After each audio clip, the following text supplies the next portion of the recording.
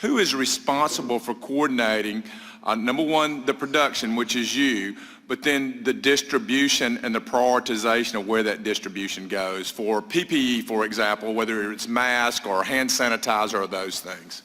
That has come out of the supply chain task force working at the NRCC between FEMA and HHS with strong support from DOD, with Admiral Plavchek leading that, and then reporting up through the UCG up to the White House Task Force. And I'm a little different than everyone else. We kind of got caught unexpectedly with all these things that we didn't know that we would need, but I thought we did a phenomenal job, DOD specifically, in helping with that distribution. I can tell you in my home state of Mississippi, we had our MEMA, our Mississippi Emergency Management, which didn't have the number of personnel nor the logistics experience, which the Mississippi National Guard just sent a few planners over there which helped them with distribution and supply points and also in those priorities. What are we doing, Secretary Lord, to make sure that we capture our lesson learned? Who's conducting an interagency and an interdepartment AAR and lessons learned so that when we face the next pandemic or the next big event in the United States, that we capture these lessons, Lord, and take them forward?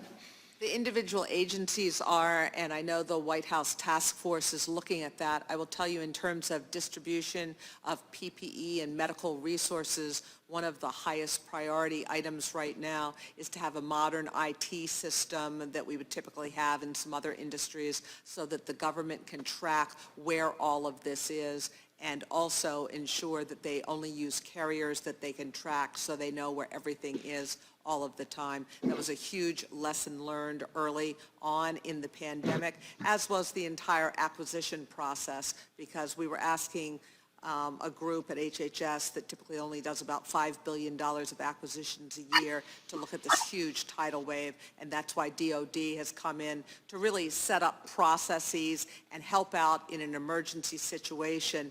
But we want to make sure we get irreversible momentum so that we leave behind a sustainable acquisition and distribution system that can be utilized in the future.